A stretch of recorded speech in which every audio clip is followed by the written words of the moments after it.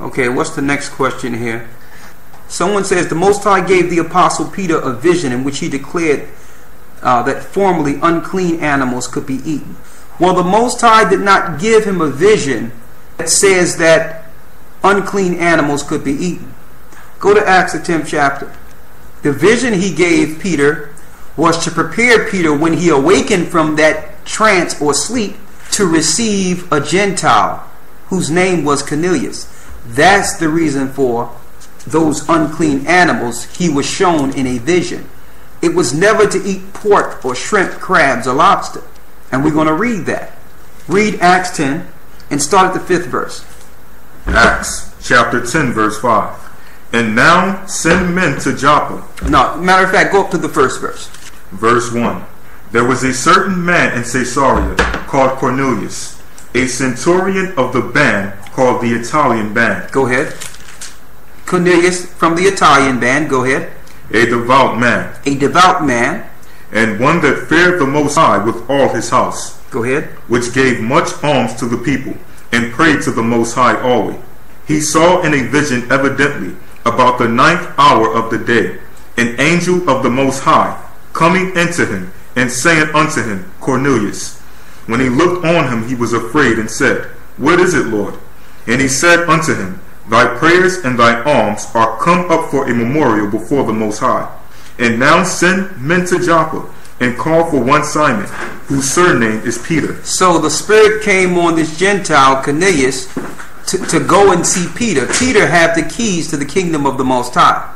So this is actual an introduction of the Gentiles into the understanding of the Most High's kingdom, into the Most High's doctrine. He had to be accepted through Peter. Read. Verse 6. He lodgeth with one, Simon a tanner, whose house is by the seaside. He shall tell thee what thou oughtest to do. Now, Peter is going to direct you, Cornelius. Why? Because the Most High set up Peter through Christ and says, through this rock I will build my church. So in order for Cornelius to be acknowledged, he had to come through the man that the Most High set up within the earth. Read. Verse 7. And when the angel which spake unto Cornelius was departed, he called 2 of his household servants, and a devout soldier of them that waited on him continually. And when he had declared all these things unto him, he sent them unto Joppa. He sent them unto Joppa. Go ahead. And on the morrow, as they went on their journey, and drew nigh unto the city, Peter went up upon the house to pray about the 6th hour. So Peter went up to the house to pray about the 6th hour. Read. And he became very hungry. Go ahead. And would have eaten. He would have eaten. Go ahead. But while they made ready, he fell into a trance. So he fell into a trance. He went to sleep. Read. And saw heaven opened, and a certain vessel descending unto him, as it had been a great sheet, knit at the 4 corners, and let down to the earth. Go ahead. Wherein all manner of the 4-footed beasts of the earth, and wild beasts, and creeping things, and fowls of the air. And there came a voice to him, Rise, Peter, kill and eat. So a voice told him to kill and eat while he was asleep. Read. But Peter said, Not so, Lord, for I have never eaten anything that is common or unclean. He says, I've never eaten an unclean animal. So he's relating it to food right here. Why? Because under the Israelites' law, Leviticus 11, you are not to eat unclean food. Read. Verse 15. And the voice spake unto him again, the second time, What the Most High hath cleansed, that not call thou common. Now the problem is when your preachers read this, they'll just give you that and close the book and say, go eat pork. Just pray over it, and what the Most High has cleansed, you don't have to deny. But the scriptures are not saying this. Remember, he's asleep. He's in a trance. So when he wake up, he's going to fulfill this vision. Now, if he wake up and go and cut himself open a pig and start eating it, then you can say, okay, that was the vision. But you have to see what he did when he awakened to know what the vision was. Read. Verse 16. This was done thrice. It was done 3 times. And the vessel was received up again into heaven. So the vessel was received up unto heaven. Read. And while Peter doubted in himself what this vision which he had seen should mean. So Peter himself doubted what it meant. He didn't understand why the Most High had unclean animals in front of him while he was asleep, telling him to eat it. So he doubted it when he awakened. So he was still confused with the vision. So how can a preacher look at this scripture and say, well, that means eat pork, when Peter woke up and still didn't understand what it meant? So now the Most High must fulfill this vision when you read further down in the verse. Read it. The men which were sent from Cornelius had made inquiry for Simon's house, and stood before the gate. Go ahead.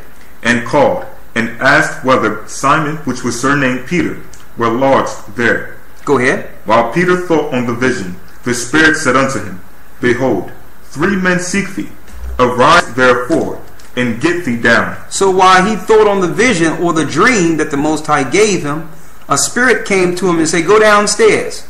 There's 3 men that await you. Now mind you, the Most High have already sent Cornelius, which is a Gentile, to Peter. Now if the Most High would not have given Peter this vision while he was asleep, and a Gentile knocked on his door, he would have rejected that Gentile. He would have told him, get away. I'm not allowed to sit. It's not part of our custom to even sit and talk to you. Read. And go with him, doubting nothing. So he told Peter, don't doubt what's about to happen. The Most High sent someone at your door. Go down to the 28th verse to see what it's talking about. Verse 28. And he said unto them, Ye know how that it is an unlawful thing for a man that is a Jew to keep company or come unto one of another nation. You know, as it is an unlawful thing to keep company or come to one who's of another nation. So according to the Israelites' customs, they were not to sit or eat or commune with a Gentile. But what? But the Most High have showed me that I should not call any man. Any what? Any man. Any pig? Any man. Any shrimp? Any man. Any crab? Any man. Any lobster? Any man. Any abomination? Any man. Any man what? Common or unclean. The Most High showed Peter that he cannot call any man common or unclean in the vision of the unclean animals. It had nothing to do with eating food. It had everything to do with the Israelites accepting the Gentiles that follow the true guide of the Hebrews. That's all it's talking about. This really had nothing to do with food at all. It's what the Most High used as a vehicle to get Peter to sit down and deal with Cornelius, a Gentile.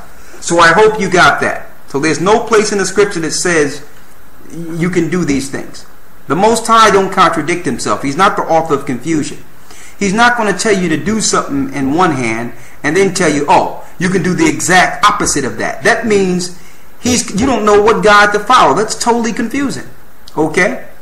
So he's not going to tell you one thing then come back and tell you another. The Most High don't operate like that. That's man.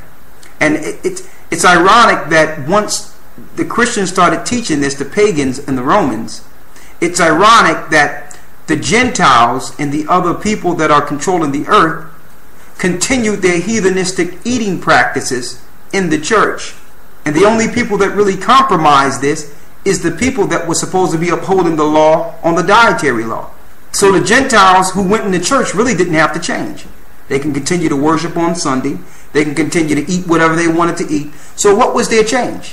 What are they changing? You can't say they're changing their heart, because they're looking at the law and their heart is the same. They're doing the same things they did before they got the truth, before they received the word. So what are they changing? If they continue to eat what they want to eat, worship when they want to worship, and do what they want to do, they're not changing anything. Okay? Okay, someone asked me that Matthew 15, 10, and 11, does it have anything to do with the dietary law? The answer to that is absolutely not. It have nothing to do with the dietary law. It's talking about the tradition of washing your hands before you sit down to eat food.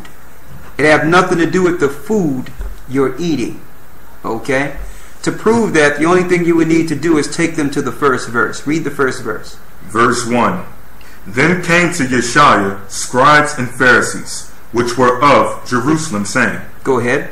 Why do thy disciples transgress the tradition of the elders? Why do the disciples transgress the traditions of the elders? Read.